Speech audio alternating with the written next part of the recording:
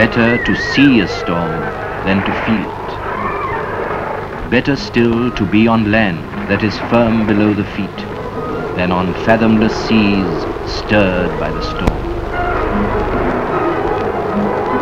Here there is no action. A floating giant of wood and steel is easily dwarfed. The wild waves are master.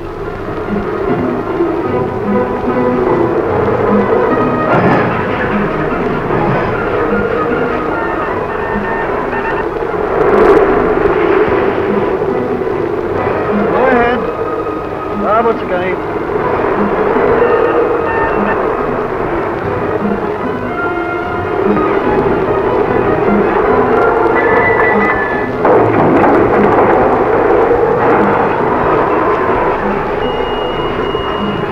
On every side the black waves, on every side the black sky, lost in a world of black darker than night.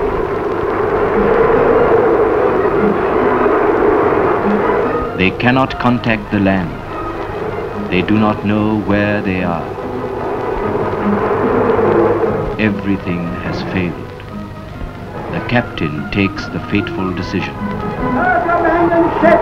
Put your life jackets on!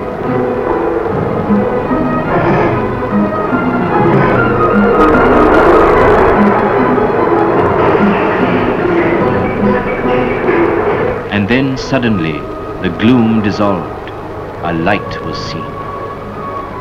The ship was safe now. The lighthouse would guide them through the lurking hazards.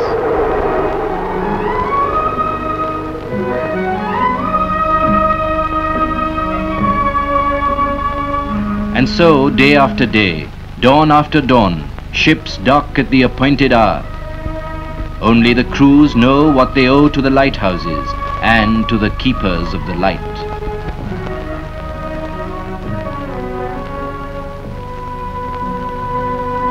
In the distant past, when man first ventured out on unfamiliar, silent seas, he knew that the sea around the shore had perils unknown to the deep. To guard himself, he marked the coast with beacon flares. These were the first lighthouses, piles of burning wood on fatal rocks. Remains on islands fringing India's coast still tell the tale. Then the slow-moving sailboats gave way to the steamships. They ranged over the oceans, finding new routes, new sea lanes. And to meet their requirements, new types of guiding lights were invented. After the original beacon flare came the colza oil lamp, which developed into the wick-burning kerosene lamp.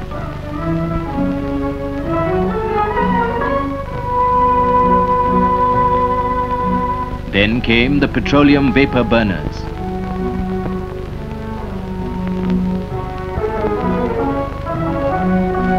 Soon after, the acetylene gas lamps.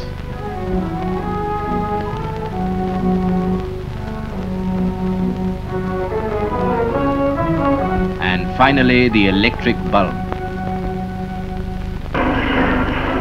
More and yet more powerful lights were needed. Research workers tackled the job.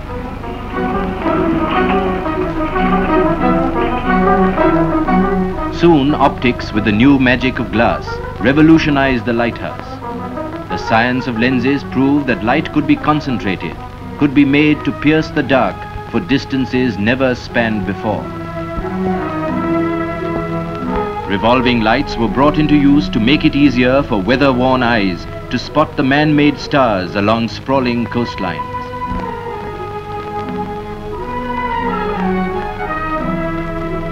And gradually, lighthouses came to be recognized by the way they flashed their signals, some from as far away as 30 miles.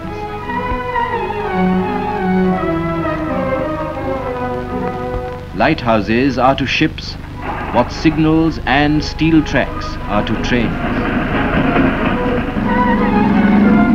They guide ships along the roads of the sea.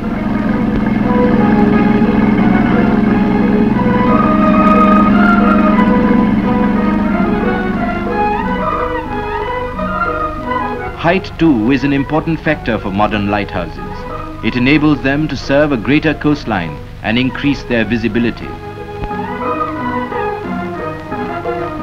At Mandvi in Kutch, the structure rises on a fort wall. Vengorla takes advantage of the fierce high rocks. And this is the light of Mahabalipuram, where in days long past there burned beacon flares. Most imposing is the proud and towering Jayagad lighthouse. In Bombay's famed harbour, many lighthouses warn of hidden reefs. They also coordinate traffic.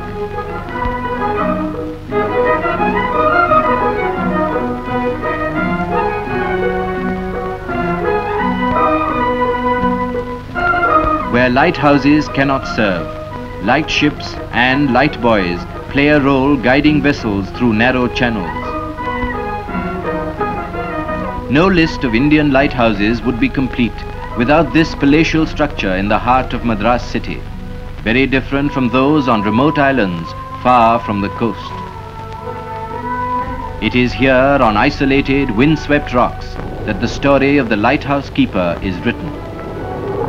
Today there is company, but soon the monsoon will engulf the coast. Then he will be cut off from the mainland. The staff of the lighthouse store their valuable rations and drinking water. These have to be moved by crane to the top of the cliffs.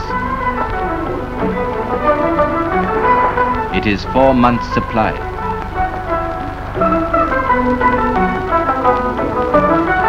The community is self-sufficient. They learn to look after themselves, and most of all, they must guard against sickness.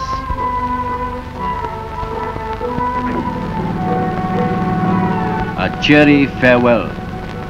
They will meet after 4 months. Loneliness closes in.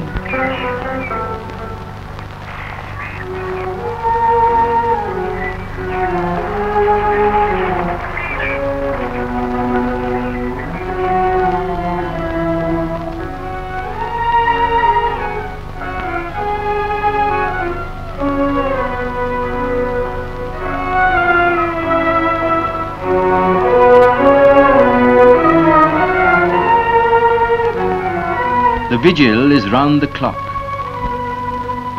Upon them depends the safety of those on the sea.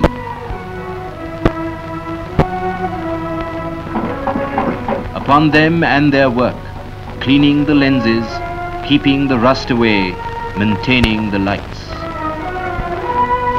Aware of their hardships, the authorities make every effort to lighten the burden of the lonely months.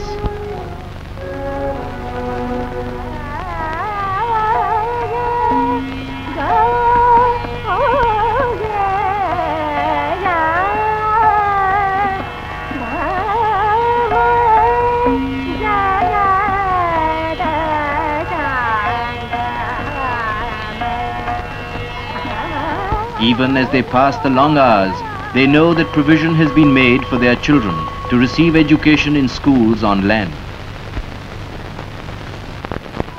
India is planning a rapid improvement and expansion of lighthouses. Already along her 3,500-mile coast, there are 21 major lighthouses. 7 more are under construction.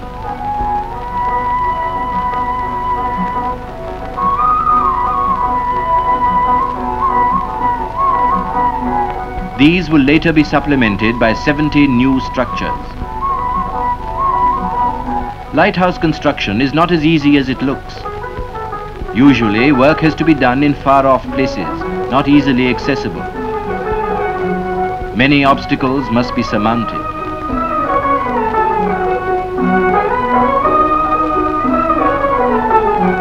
The design is important. Weather conditions are carefully studied. The structures must withstand the fury of the elements.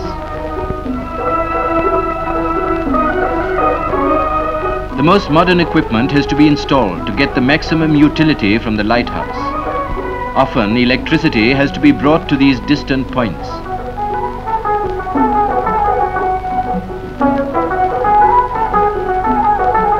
Korlai, Okha, Periton, And within the next few years, many more new lighthouses will rise along the coast of India to make navigation safer and easier.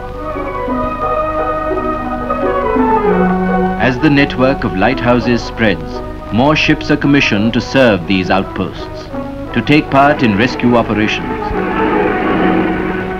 It is a silent service, but ignore its warnings and signals, and there is trouble in the offing.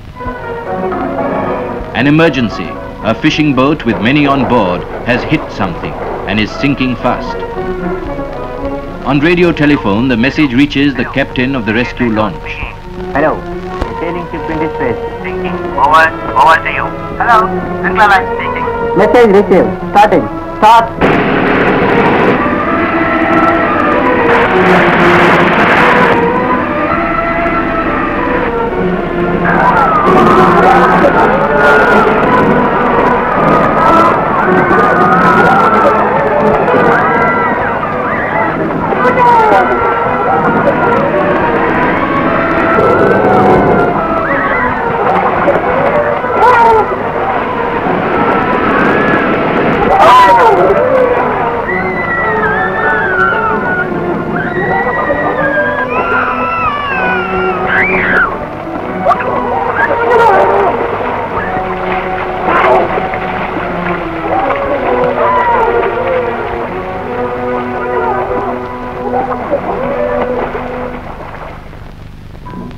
Call them by any name, beacons, flares, lights.